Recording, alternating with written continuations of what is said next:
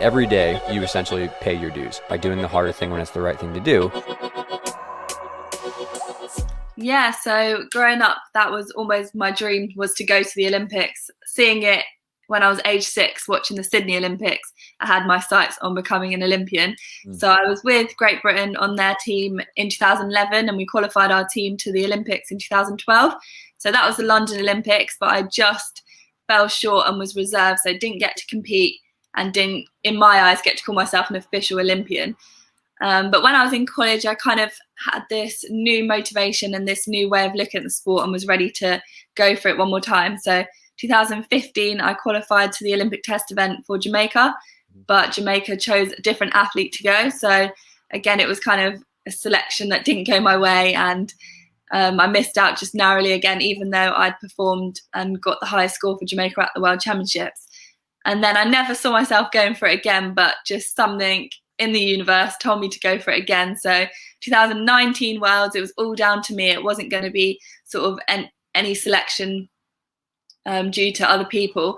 And so I just thought, okay, like, it's all on me. If I go for it and I don't make it, at least I'll have no regrets. And that was kind of my mindset the whole time. But I worked really hard and did everything I could to make it happen. And then 2019, I qualified for the Olympic Games in Tokyo. Obviously, there was a pandemic, so I had to wait another year, but we got there in the end. Yeah. I think I've been lucky that I've had sort of different chapters. So it doesn't feel like I've literally been doing the exact same thing for 10 years. So sort of pre-2012 was GB and training with a lot of gymnasts at my club at that time that we were all the same level. So we kept each other motivated and on track. And then after that, obviously at UCLA, was a completely different way of looking at gymnastics, and I was able to just enjoy it more, and that drove me and gave me this new spark of motivation to go for 2016. And then I think this final sort of phase was just the no regrets phase, and just I'm an adult now, it's all up to me how I want to live my life and what I want to accomplish. And so I definitely see them all quite separate, and I think if I was to look at it as a long 10-year journey from back when I was sort of 18, that would have been a struggle. Yeah, absolutely. Yeah. I don't think I would have changed anything, because I just feel like I've evolved with the times and with the transitions on my life, and sort of through college learned more about what's best for me as an athlete. But I 100% agree with you. And with that, I think the atmosphere in like training gyms and stuff that I experienced in Tokyo was just so much more team spirit in the air and camaraderie, and I think that's where everyone is older, and it's not this sort of like control from the coaches or whoever the powers may be with, where they're like, okay, focus on you only, we're doing this, don't look at anyone else, don't talk to anyone else. It was like everyone's there to support each other, everyone's proud of each other that we've lasted this extra year as well, and there was just such a nice atmosphere. Everyone was so encouraging, and it was a lovely atmosphere every single day in the training gyms. And like you said, sometimes I still think I'm like one of the only old ones, but literally in my group, one of the other girls was 28 and one of the other ones was in her 30s. And then obviously I was also in the subdivision with Michaela as well. So it's amazing. And obviously Chuso, the legend, 8 Olympics. Now, but Is there like an unspoken like respect sign for the people that are like 25 and older, like the senior citizens of the gym? Like, yeah, I know what you've been through, girl. Like, I've been where you've been through. Yeah, I think there's definitely like a bit of an underlying like wink, wink, nudge, nudge, like look at us, still standing kind of thing. I think, I don't know if it was in an interview or I read it somewhere where Ellie Black, someone was like, "Oh, so you're going to retire now?" And she was like, "No." Like, why should I? And I loved that, because she's doing amazing. She's still up there with the best in the world. Obviously just came fourth on beam, and why should she retire just because she's above a certain age? So I love that from her, and I think we'll see that more and more. Yeah, the girls in my apartment, we created like a really nice friendship. The girl that did judo, she was Jamaica's first ever judo player, so she's just like obviously making history. And then the swimmer, she's 5-time Olympian swimmer for Jamaica, so she's incredible. Yeah, and then the other girl that I was really friendly with, she actually just got bronze in 100-meter hurdles. So there were some pretty epic athletes that I got to be living with. Yeah, and we just were cracking up. Like, one of my highlights of the whole trip was my last night. I'd done my competition and then I was going home the next day. and it was just the four of us, and we were just cracking jokes and just having a really good time in the apartment. And that for me is also what the Olympics is all about, like people from all different sports sort of at the top of their game coming together and creating these relationships and friendships. So yeah, it was really cool, and just to walk around and just be amongst that level of talent and skill was just really cool. Yeah, I tweaked it before I went, literally like the day before, but it wasn't bad at all, wasn't swollen, nothing like that. And then we had our travel day and we had another day off, so we were like, obviously keep icing it and stuff like that, and see how it goes. So then when we got to the training gyms, it was still a bit sore, so we sort of had a couple of days where we didn't do much on it, just was in the fitness gyms just practicing landings and just making sure it wasn't going to be like weak or get weaker. And then was just obviously still doing bars and stuff like that. And then one day when it was feeling better, and it was like a few days before podium training, that was the day we decided, right, let's test it out. And I'd also seen physios and doctors, and they were like, yeah, there's nothing to worry about, it's fine, you can do all your skills. So I was testing it out that day, turned a few volts, just sort of like tucks just to get going, that was fine. And then bars, did my bar routine, and my coach just helped me on the landing, that was fine. And then beam, I could do like free walkover side summies, it's my takeoff leg, but something inside me was like, don't do your leaps. So that's like takeoff and landing leg, and I just I couldn't make myself go for those, it just didn't feel right. But then we were going to floor, and I was kind of like, it's been fine on everything that's been two legs, like the bar dismount and the vaults. So like built up to it and just did like a double twist, that felt fine. And then my coach spotted me on a double back, and that was fine.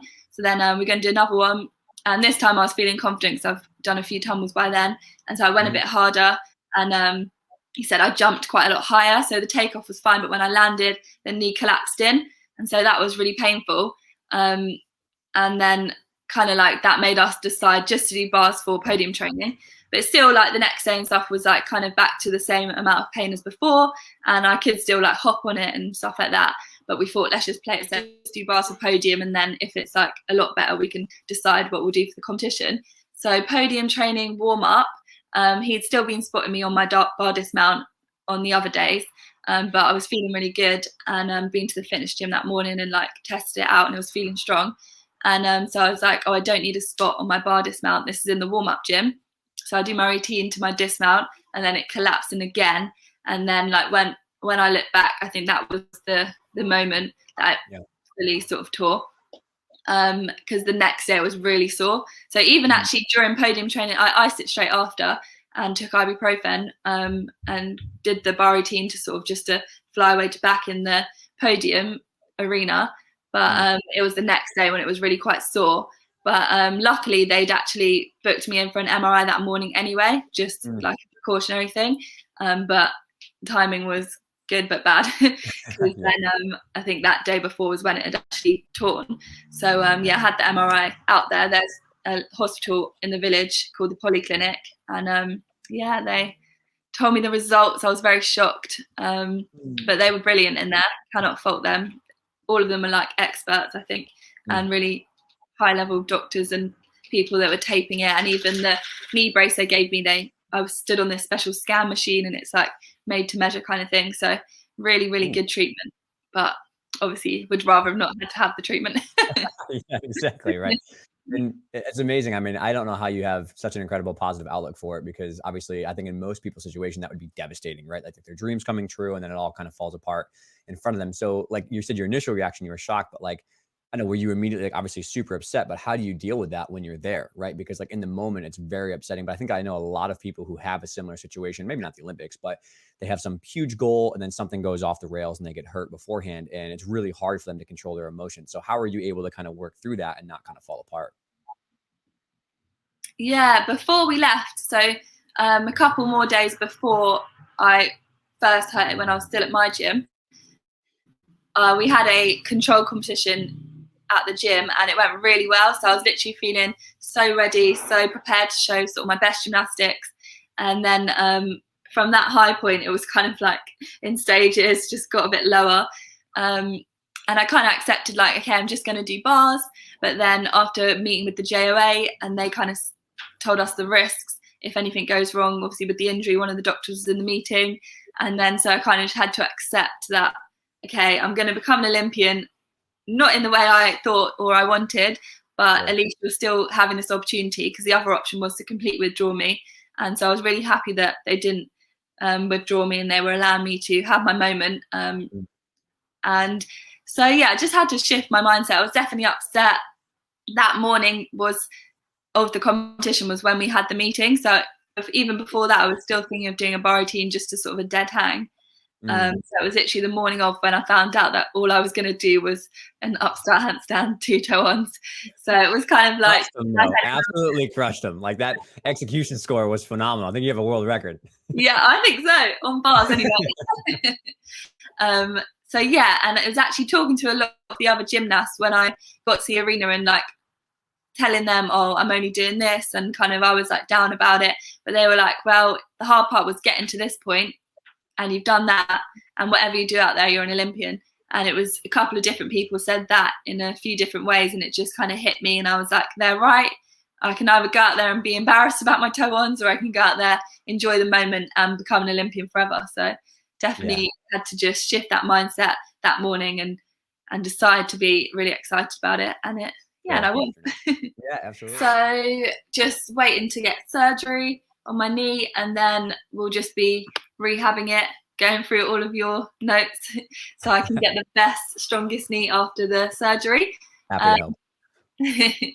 And then after that, I'm looking towards Commonwealth Games, but I'm also one of those people that just like takes it one thing at a time. So the knee is the focus, and then after that, I'll decide about Commonwealth Games. But when I think about it, it's in a year's time, so it's sort of end of July next year, and it's in the UK, so all my friends and family can come and watch. And and it's a games event, so hopefully it will have all the aspects of the Olympics that we missed out on. So obviously friends and family there, but also can go and watch other sports. And hopefully I can finish, well, if I decide to finish my career then, on actual gymnastics performances, which would be nice. So yeah, that's what I'm looking towards, but we'll see. I've got my wedding like only a month before that, so that's one other aspect that I'm trying to juggle and figure out the ins and outs. Might have to delay the honeymoon. Yeah.